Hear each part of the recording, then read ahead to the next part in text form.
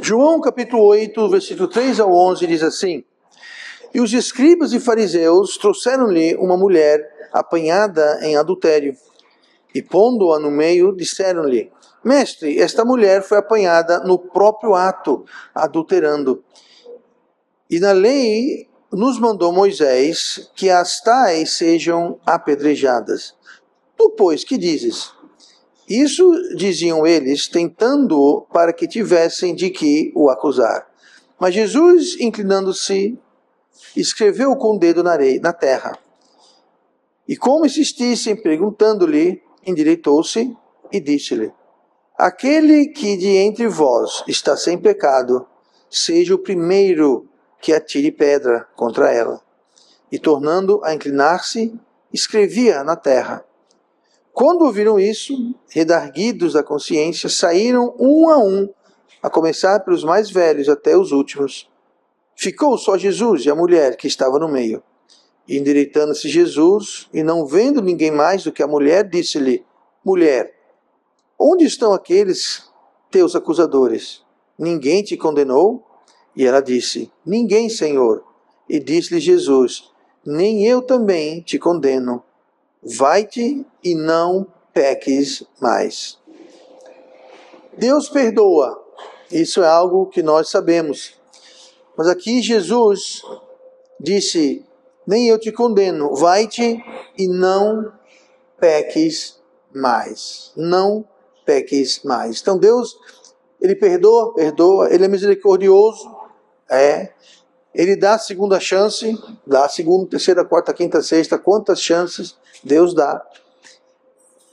Deus restitui, Deus restaura. Mas aqui Jesus, que é Deus, falou: não peques mais. Se nós fizermos besteira, pecamos, cometemos erros, saímos, caímos, tropeçamos, Deus perdoa. Não precisa ser o fim de tudo. Se toda vez que a gente pecasse fosse o fim de tudo, então não tinha ninguém aqui, estava tudo acabado. Mas a verdade é que Deus perdoa. Porém, contudo, entretanto, Deus diz: não peque mais. Não peque mais. Aqui não está falando de viver uma vida sem pecado. Viver uma vida onde não haverá nenhum pecado, nenhum tropeço, nenhum erro, nenhuma... Não é isso, porque isso seria impossível. Deus nunca pede algo impossível de nós. Sempre lembrando que nós somos pecadores não porque pecamos. Nós pecamos porque nós somos pecadores. Não é o pecado que nos faz pecadores, nós pecamos porque nós somos criaturas pecaminosas. Mesmo depois da salvação, nós continuamos sendo criaturas falhas, pecaminosas, e que nós vamos continuar, infelizmente, a pecar. Nós só vamos parar de pecar por completo, totalmente, quando nós somos arrebatados, levados para o céu, ou quando esse corpo aqui morrer. Quando esse corpo aqui morrer, aí nós vamos parar de pecar. Ou quando Jesus vier e nos levar, nos transformando, nos dando um novo corpo que é incapaz de pecar. Mas até aquele dia nós vamos sim estar pecando. Mas Jesus diz: não peque mais. Só porque eu tenho um corpo pecaminoso, só porque eu tenho uma natureza pecaminosa, só porque eu não posso parar 100% de pecar, não quer dizer que devemos, como diz o ditado, chutar o pau da barraca, meter o pé na jaca e viver igual o cão, igual o diabo, igual o mundo. Não, de modo algum. Não peques mais. É o tema que eu quero falar hoje: não peques mais. Em João, 1 João, primeira carta de João, lá no capítulo 2, versículo 1, está assim: Meus filhinhos, estas coisas vos escrevo para que não pequeis. Então aqui é o apóstolo João escrevendo para uma igreja. Ele chama essa igreja, os membros da igreja, de filhinhos, tá? E ele diz: eu escrevo essas coisas para que não pequeis. Mas não termina aí o versículo, continua. E se alguém pecar, temos um advogado para com o Pai, Jesus Cristo, o justo. Então ele diz: eu estou escrevendo essa carta que eu escrevi para você aqui, é para que vocês não pequem. Mas se pecar, por que ele colocou isso, se alguém pecar? Porque ele sabe que alguém vai pecar. Então, quando nós pecamos, nós temos um advogado junto ao Pai. Jesus Cristo, o justo. Por que tinha que ser o justo? Um justo, porque só Ele podia carregar os nossos pecados, as nossas falhas. Tinha que ser um justo. Então, eu não tenho como eu carregar os seus pecados. Eu não carrego nem os meus, vou carregar os seus. Mas tem alguém que pode carregar, porque Ele é impecável. Ele não tem pecado. Ele é perfeitamente justo. É o nosso advogado, junto a quando pecamos. No versículo anterior, 1 João 1, no versículo 10, se dissermos que não pecamos, fazemo-lo mentiroso, e a sua palavra não está em nós. Então o mesmo João, na mesma carta, para as mesmas pessoas, que falou, escreva essas coisas para que não pequeis, mas se alguém pecar, temos um advogado, Jesus Cristo justo. Ele mesmo disse, se dissermos que não temos pecado, estamos mentindo, estamos fazendo Deus de mentiroso. Então não tem como a gente dizer, nós não pecamos, eu sou crente, eu não peco. Está aqui dizendo, se dissermos que não temos pecado, fazemos-lo de mentiroso. E a sua palavra não está em nós. Então não tem como a gente viver. Quando Jesus falou não peque mais, não quer dizer, olha, de hoje em diante, você não pode pecar mais. Não é isso que está dizendo. Ele perdoa, ele restitui, ele restaura. Mas o que ele está dizendo é o seguinte, só porque ele perdoa, é misericordioso, restitui, restaura, não quer dizer que a gente pode falar, oba, então vou fazer tudo que der na cabeça. Não, não é para isso que ele perdoa, não é para isso que ele é misericordioso. Então a cada dia o pecado deve sim diminuir, a cada dia deve se tornar menos presente em nossas vidas, a cada dia se tornar menos forte e evidente em nossas vidas. A Bíblia fala que o pecado escraviza. Se você quer se ver livre do pecado, então você tem que se afastar do pecado. Funciona assim, quanto mais eu peco, mais poder o pecado vai ter sobre mim. Mais poder ele vai ter de me atrair, de me prender, de me enganar. E quanto menos pecado eu tenho em minha vida, então mais livre eu vou ser do pecado. Agora, 100% totalmente livre nós nunca vamos estar. Até ou o corpo morre, ou Jesus vem buscar a gente. Então nós temos que diminuir o poder do pecado em nossas vidas. Como? Se afastando dele. É como um ímã. Tá? Você pega um ímã, está aqui um ímã, aqui eu tenho um prego, digamos. Se eu manter o ímã aqui e o prego aqui, é claro, vai depender da força do ímã, né? Mas um ímã normal, digamos. Se eu manter o ímã aqui e um prego aqui, a atração vai ser mínima. Mas se eu for aproximando esse ímã desse prego, quanto mais perto eu chego, o prego aqui vai começar a ser atraído. E se eu boto mais perto ainda, ele vai colar o ímã e o prego vão colar. Por quê? Porque eu chego perto demais. Então como é que eu diminuo esse poder, o magnetismo do pecado? Me afastando, não pecando mais. Existe essa atração, o pecado tem uma atraência. E convenhamos, veja bem, se o pecado fosse desagradável e ruim, na mesma hora que ele fosse cometido, ninguém pecava. A verdade é que o pecado sempre traz algo bom de imediato. Agora, o amargo, o preço, a consequência, vem depois, mas vem.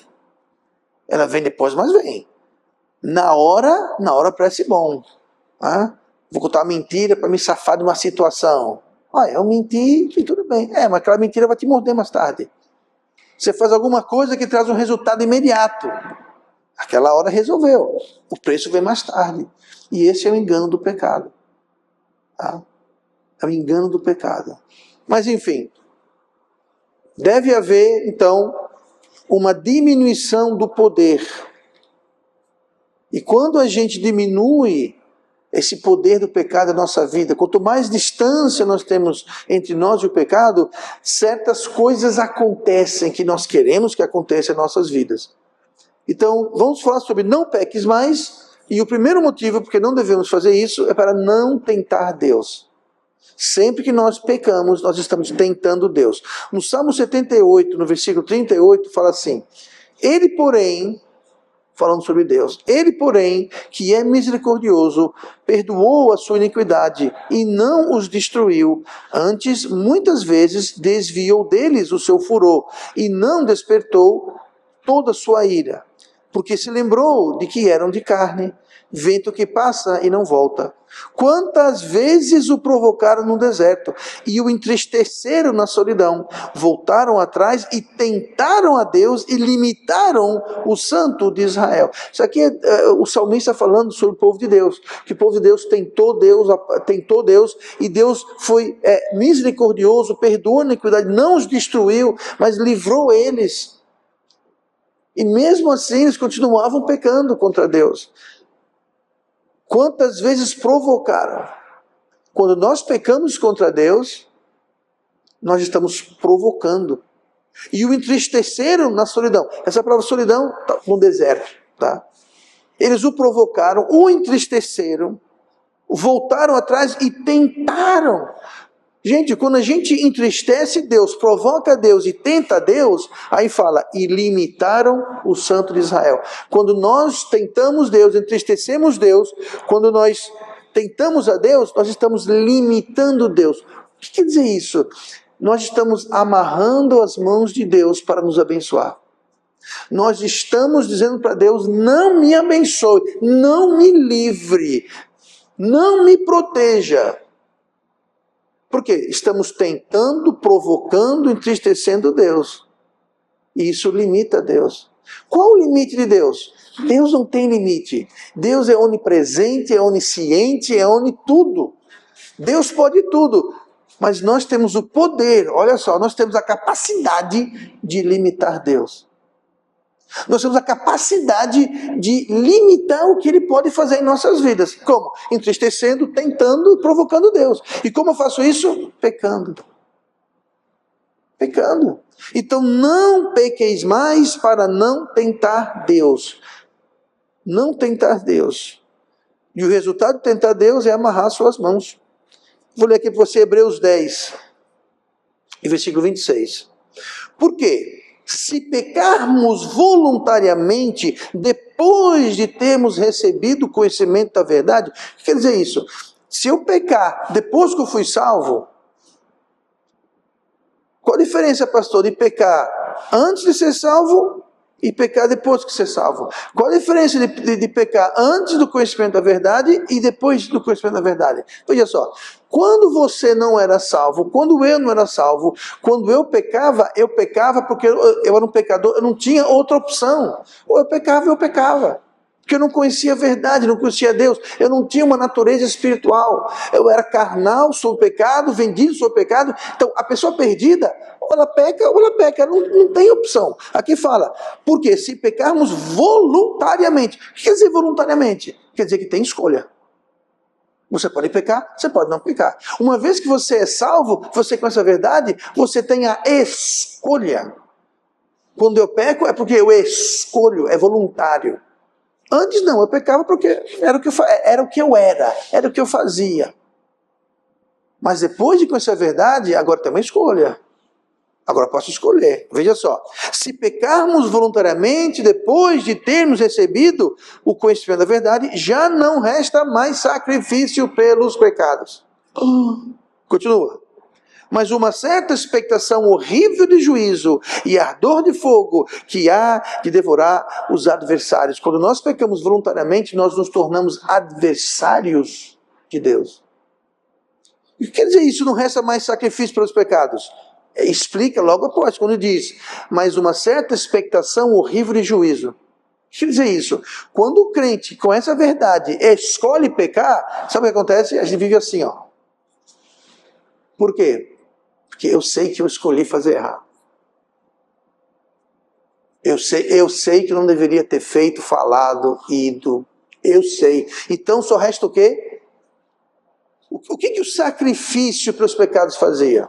Voto pelo Testamento. Pelo Testamento, eu era um judeu. Então, eu tinha pecado, eu fazia o quê? Eu pegava um animal, um cordeiro, fazia o sacrifício, e aquilo trazia paz para a minha consciência. Por quê? Porque eu paguei o preço que a lei estipulava. Eu sacrifiquei ali o sacrifício, e haviam vários sacrifícios, mas a questão é, o sacrifício me trazia paz. Por quê? Porque eu fiz o que Deus mandou. Quando pecar, você tem vários sacrifícios lá. Não vou entrar em detalhe agora, porque não vem muito ao caso. Mas o sacrifício que está aludindo aqui, lembrando que isso aqui é o livro para os hebreus. Os hebreus são os judeus. Então o contexto era os judeus. Então o sacrifício trazia uma certa paz de consciência. Você fez a remissão do pecado segundo a lei com o sangue do animal, tudo bem. E aqui está dizendo, mas agora somos crentes, não tem mais sacrifício, indicando que você não vai ter o quê? Uma consciência tranquila. Fica o quê? Uma expectação horrível de juízo, que vai devorar os adversários. Então agora o crente fica o quê? Fica com a consciência e com o juízo comendo ele. Rapaz, eu fiz aqui, eu não devia ter feito isso, não devia ter falado isso. Não. Por que não resta? Porque você fez voluntariamente. Nós escolhemos fazer aquilo. Então fica essa expectação, essa expectativa, que é o quê? É aquela nuvem, aquele peso, aquela consciência.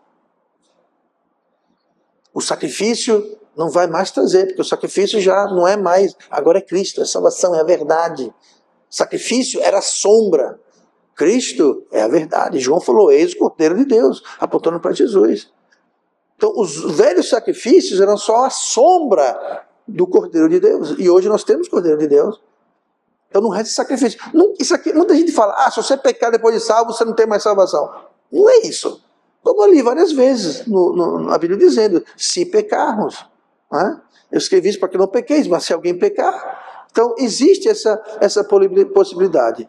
Então você fala para o pastor, eu não sou adversário de Deus, eu sou crente. Que está dizendo que vai devorar os adversários.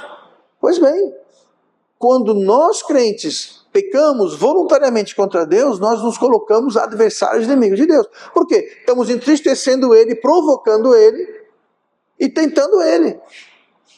Quem faz isso? O adversário faz isso. Então nós estamos nos colocando no lugar do inimigo. Então não vai ter paz no coração, estamos limitando Deus. Deus fala, quer me deslimitar? Fique aqui do meu lado. Agora, se você pecar, me tentar, me provocar, você vai ficar meu adversário. Eu não posso abençoar você aí. Posso abençoar você aqui, do meu lado. Então, não pequeis mais para não tentar Deus. Tiago 4,4. Adúlteros e adúlteras, não sabeis vós que a amizade do mundo é inimizade contra Deus?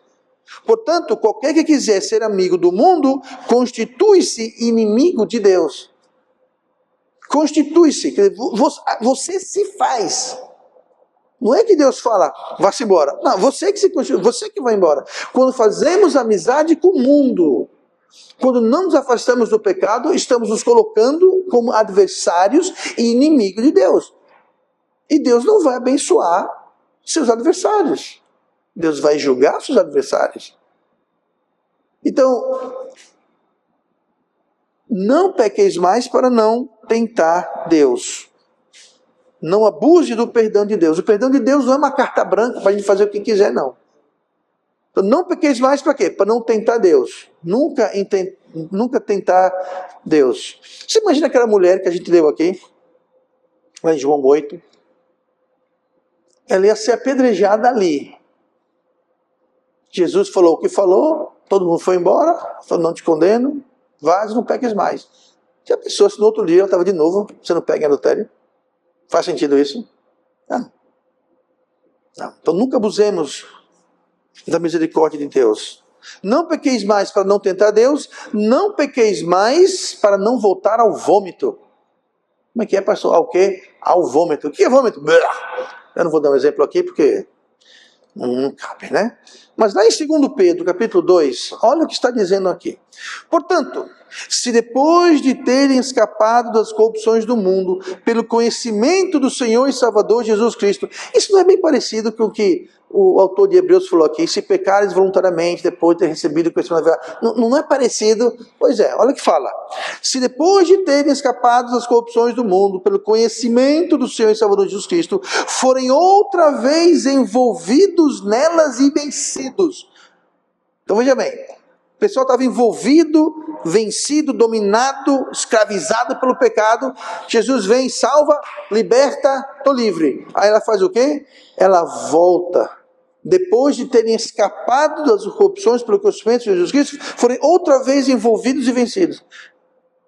Então Deus resgata aquela pessoa, liberta ela, aí o que ela faz é como se a mulher tivesse voltado no outro dia para cometer adultério de novo. Então ele perdoou hoje, libertou, aí mais uma vez eu voltei, e fala aqui, envolvidos que é envolvido é voltar para aquilo e vencidos. O que quer dizer isso? Dominados. Estão mais uma vez escravizados. Mas continua. Tornou-lhes o último estado pior do que o primeiro. Então, você está envolvido e vencido, Jesus liberta, você volta, agora está pior do que antes. Agora você está mais envolvido, está mais vencido. Se tinha uma corda, agora tem duas. Se tinha duas, agora tem três. Se tinha três, agora tem quatro.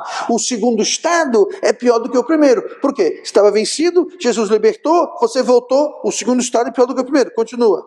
Tornou-lhes o último estado pior do que o primeiro, porque melhor lhes fora não conhecerem o caminho da justiça, do que conhecendo-o, desviarem-se do santo mandamento que lhes fora dado. Quer dizer isso, então é melhor nem ouvir a verdade? Não é isso. Ele falou assim, ó, se estava com uma corda, eu estou amarrado com uma corda, fui libertado, voltei, estou com duas, não era melhor estar com uma corda só? É isso que está dizendo. Não está dizendo. Então, ó, pessoal, eu não quero nem conhecer a verdade, porque vai ser pior para mim. Não. É pior para você se você voltar. Conhecer a verdade liberta. Conhecereis a verdade o quê? Vos libertará. Mas se você voltar propositalmente, voluntariamente, agora em vez de uma corda, você vai ter 2, 3, 4, 5, 6. Realmente, melhor lhe for não ter conhecido. Se for para voltar, então não saia. Então não peques, para você não voltar ao vômito. É o que fala aqui, versículo 22, na sequência. Deste modo, sobreveio-lhes o que por um verdadeiro provérbio se diz: o cão voltou ao seu próprio vômito, e a porca lavada ao espojadouro de lama. Resumiu tudo. Jesus pega você, pega eu, um bando de porquinho imundo, sujo na lama, nos salva, nos tira, nos limpa, bota perfume, bota um lacinho, ajeita a gente direitinho. A gente olha para a lama e fala, uhul, volta para a lama. É melhor esse do porco que volta para a lama do que o cachorro que come o próprio vômito, né? Você está com uma coisa que lhe fez mal. Aí você vomita. Já percebeu quando você vomita, você se sente melhor? Por quê? Aquilo que estava lhe fazendo mal, você botou para fora. Estou melhor. Aí tu olha assim para o vômito. Olha a figura que a Bíblia está usando aqui. Eu estou melhor, mas que vômito gostoso.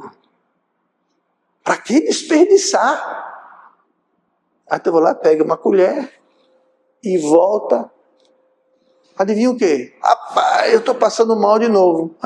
E te garanto que está pior. Porque junto com o que estava ali, agora tem sujeira, tem mais coisa, tem mais podridão. É isso que fazemos quando a gente não obedece o não pequeis mais. Quando nós não deixamos de obedecer o não pequeis mais, é a gente voltar para a lama, é a gente voltar e comer um mingauzinho de vômito com chão podre. Eu nunca farei isso, pastor. Talvez não fisicamente, mas espiritualmente, nós somos capazes de fazer isso o tempo todo. Por isso que Jesus falou para aquela mulher. Jesus não falou, não, você não cometeu adultério, não. Não, ele falou assim, não. Os acusadores. Note que Jesus não falou que os acusadores estavam errados. Ela de fato foi pega no ato de adultério. Agora tem um problema. Adultério é quantas pessoas? E cadê? Tinha adúltera? Tinha. E cadê o adúltero? Cadê o outro? Cadê o homem? Eu te garanto que um homem estava na multidão com 2 pedras na mão para jogar. Adultério tem que ter 2 pessoas. Pegaram só ela. Mas a acusação, Jesus não falou. Falou que eu não lhe condeno. Nem tampouco eu lhe condeno. Porque ele era Deus, ele podia perdoar, ele está perdoando. E a restituiu. Prossiga a sua vida. Mas não peques mais. Por quê? Para que coisa pior não lhe aconteça. Para você não voltar para o vômito. Para você não voltar para a lama. Para você não limitar Deus. E Deus pode lhe abençoar de uma forma. Não peques mais. Não peques mais. Para não voltar ao vômito. Última coisa essa manhã, não pequeis mais, porque o seu estado será pior do que o primeiro. Nós falamos sobre isso aqui, mas lá em Lucas 11, trata desse mesmo assunto. Lucas 11, 24. Quando o espírito imundo tem saído de um homem, anda por lugares secos buscando repouso, e não o achando, diz: tornarei para minha casa de onde saí. E chegando, acha varrida e adornada. Então vai e leva consigo outros 7 espíritos pior do que ele, e entrando habitam ali. E o último estado desse homem é pior do que o primeiro. Mais uma vez. Agora aqui ele está falando sobre um espírito imundo. Aqui, entenda bem. O que ele está falando aqui é que alguém estava com o espírito imundo. E muitas vezes o espírito imundo, entenda, não se manifesta como a gente acha, né? Não.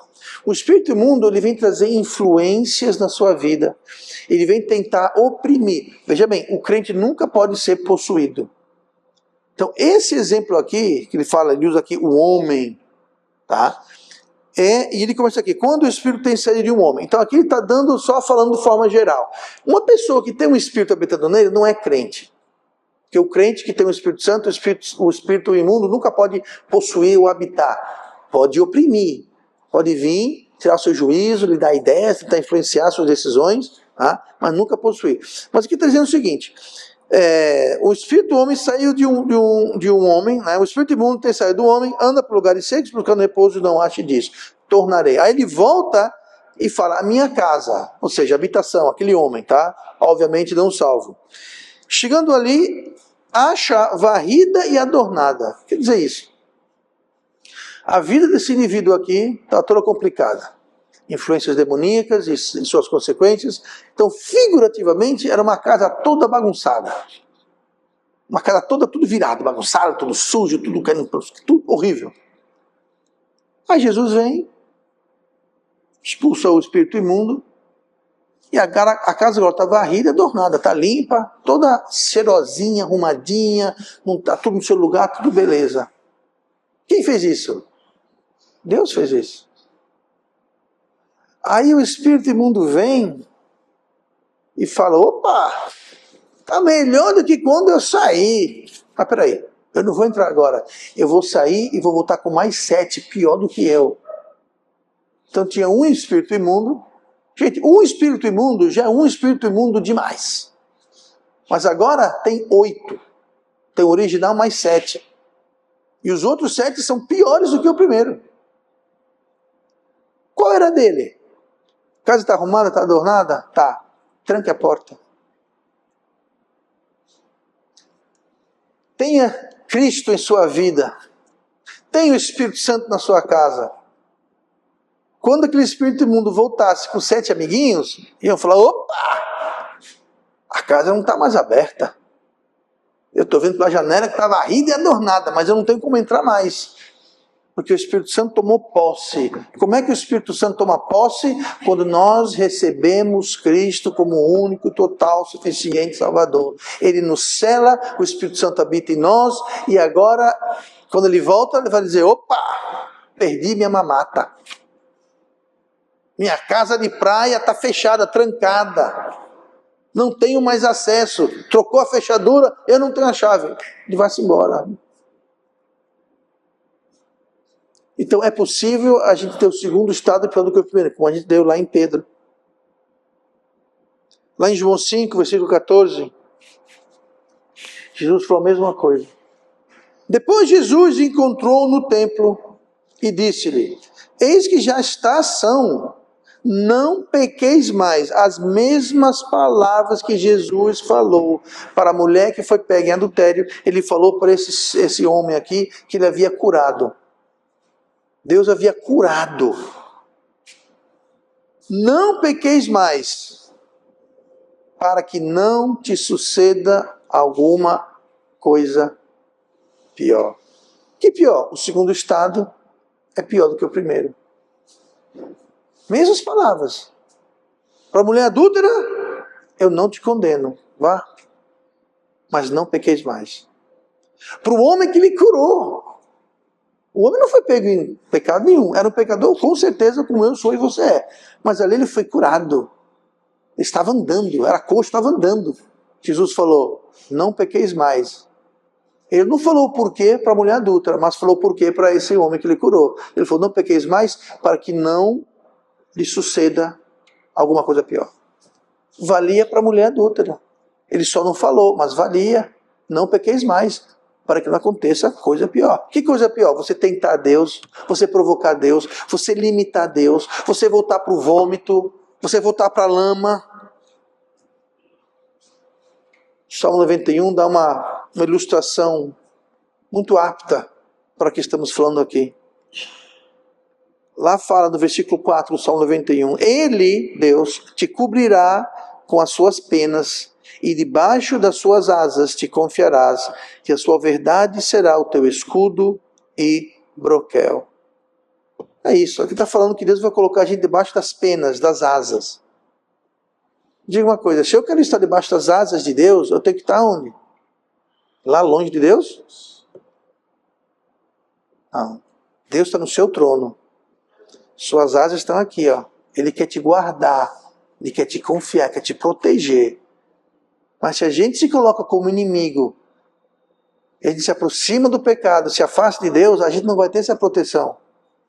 Esse primeiro estado que nós perdemos. Então é possível a gente se colocar numa posição em que nós somos inimigos de Deus. Nós podemos até desfazer bênçãos por causa disso. Nós podemos perder galardão por causa disso. Sabe, tem gente que Deus pega uma bandeja de prata e traz uma coisa assim, ó, entregue, tome. Eu já vi pessoas que pegam aquilo, poxa Deus, obrigado, legal, e completamente destroem aquilo.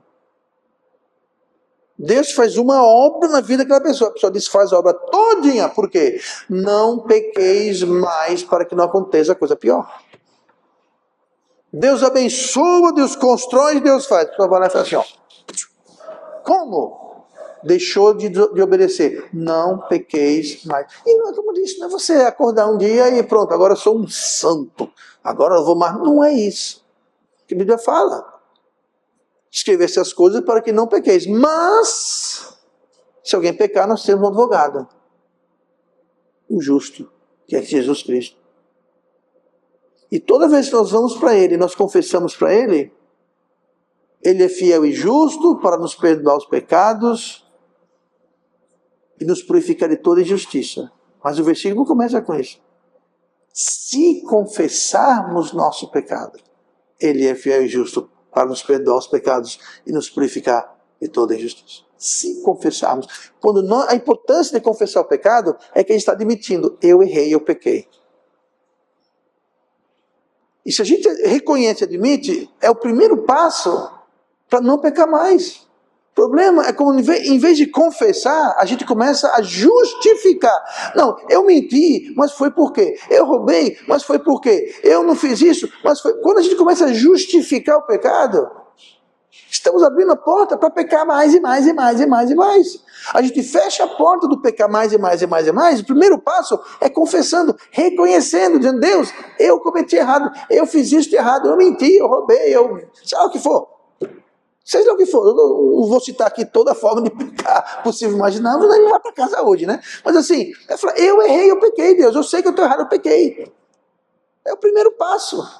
E é o primeiro passo que as pessoas geralmente não. Eles querem justificar. Não, eu fiz, mas foi por quê? Mas sabe o que era? Era porque começou a justificar. Já está indo em direção a pecar mais e pecar mais e pecar mais e pecar mais. E a gente se coloca numa situação que a gente acha que o pecado não é mais pecado. Porque nós, no nosso coração, nós justificamos. Nós fizemos do pecado uma coisa justa, uma coisa certa. Como eu disse, é o primeiro passo em direção a pecar mais e mais e mais e mais. O pecado sempre deixa cicatrizes. Então, quanto mais a gente peca, mais cicatriz, mais mancha haverá em nossas vidas. Um grande homem de Deus falou certa vez, o pecado vai custar mais caro do que você pensava. vai te levar mais longe do que você queria ir, vai lhe prender mais tempo que você pensava.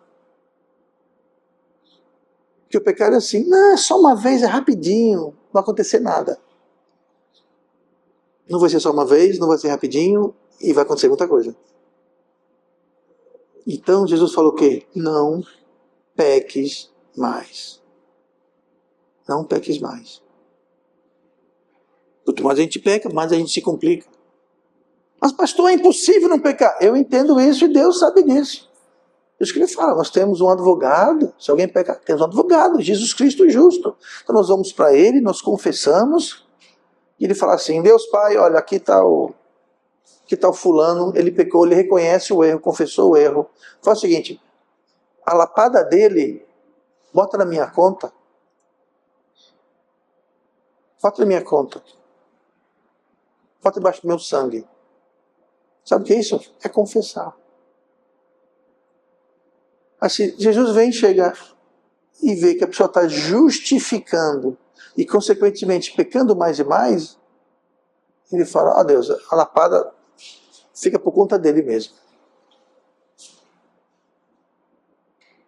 Quem encobre as suas transgressões nunca prosperará, mas o que as confessa e deixa encontrará misericórdia. O que é misericórdia? Misericórdia é quando Deus não dá para a gente o que a gente merece. Nós merecemos pagar pelos nossos pecados. Mas Deus pode exercer misericórdia e falar, não, ele merece receber uma lapada. Ele merece, porque ele fez. Mas sabe uma coisa? Não dê para ele. Sabe o que é isso? É misericórdia. Como é que eu conto misericórdia? Confessa e deixa. Confesse e não peques mais. Eu vou usar um exemplo aqui que não é o que o texto está dizendo. Jesus falou, não peques mais, ou seja, pare de pecar. Mas dentro do contexto que eu expliquei. Mas poderíamos dizer assim, não peques mais, peques menos. Peques menos. Porque parar de pecar, nós não vamos parar de pecar. Então vamos afastar do pecado, vamos pecar menos, que é melhor para a gente. Nós não tentamos Deus, nós não provocamos Deus, nós não limitamos Deus, nós não voltamos para a lama, não voltamos para o vômito.